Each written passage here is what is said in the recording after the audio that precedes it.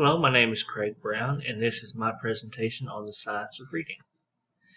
My presentation today is going to consist of what the scientific science of reading is. It's going to look at four actual theoretical models, and then some of the components of the science of reading. So what is the science of reading? Science of reading consists of methods and approaches that give students an advantage in reading. It basically is the science of how reading works, how the brain processes it, and things that we can do in order to help students become better readers. Some of the models that we can use are the simple view of reading, Scarborough's rope, and there's a couple others that we will look at as well. It also consists of oral reading fluency, and by that it is nothing more than basically being able to quickly and easily read words, documents, text without any problems understanding what we're reading. It includes phonics, and phonological awareness, which is putting letters and sounds together. So here's one of the first models we're looking at. It's called the simple view of reading, and it was developed by Go and Turner back in 1986, and it consists of two components, word recognition and language recognition.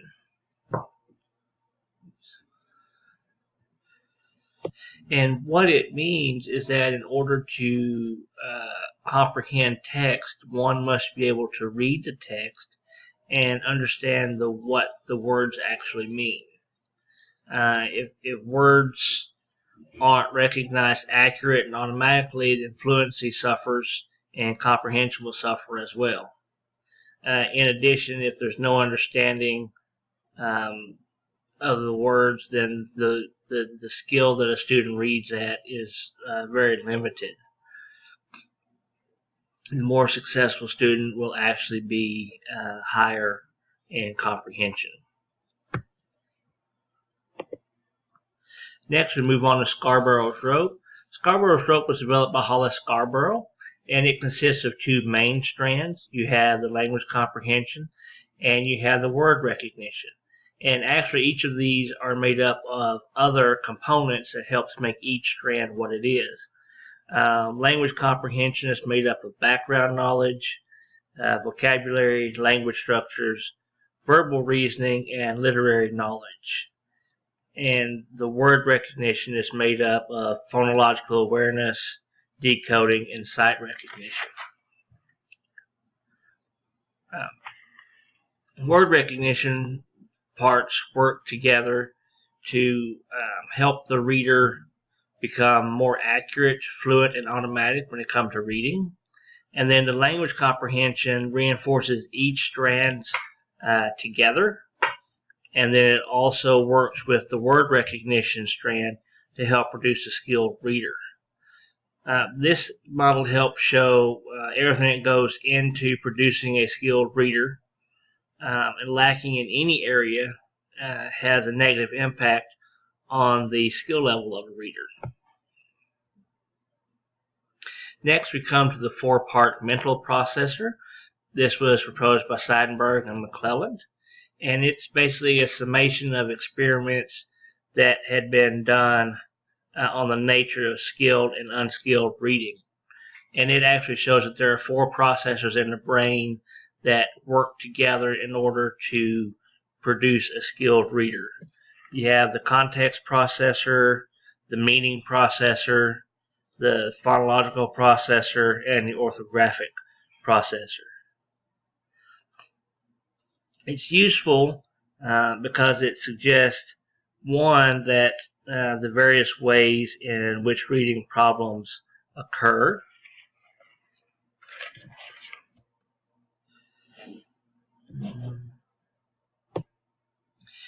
And then it also talks about why reading instruction should target several kinds of skills.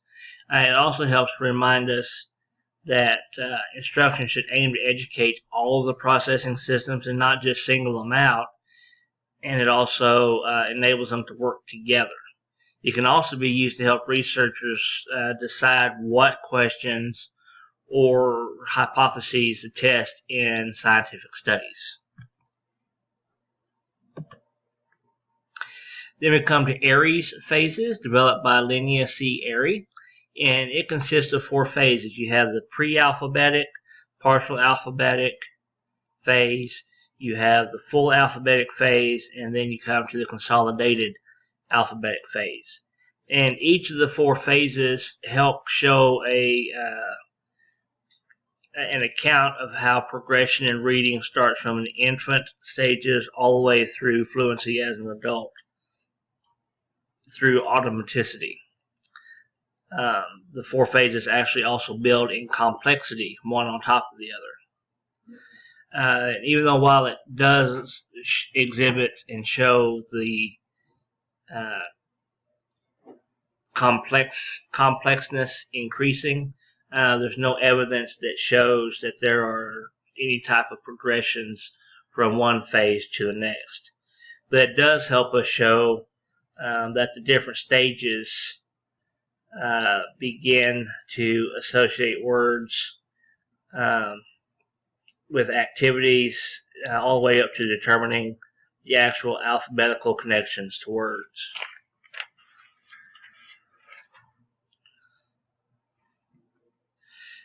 Then we come to one of the components is phonological awareness.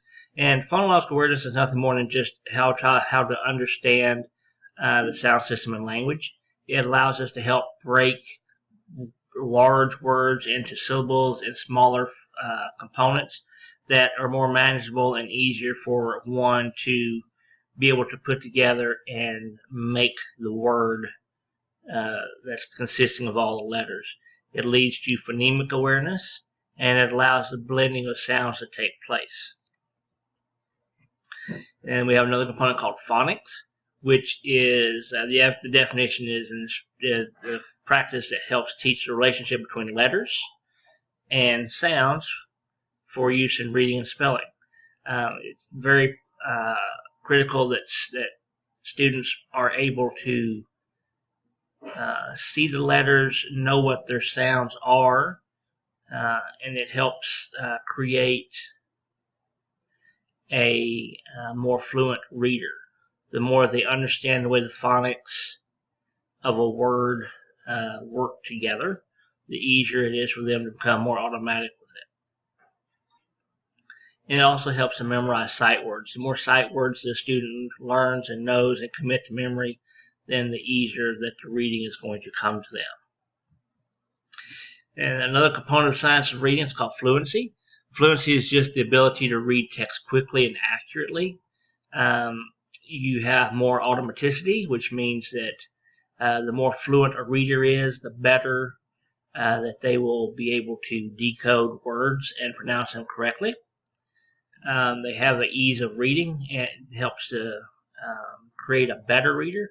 And then they can also comprehend more text even better. As they start to read grade level and beyond, their comprehension level increases as they become more fluent. Next, we have vocabulary, which just refers to the words that we need in order to understand what we read. Vocabulary can also help build a knowledge of subject in a context. For instance, if you are a math teacher or you're in a math class, and there are certain vocabulary words that you need to be able to understand what they mean, and B, you understand what the language of the trade, if you will, is across whatever grade levels that you're looking at.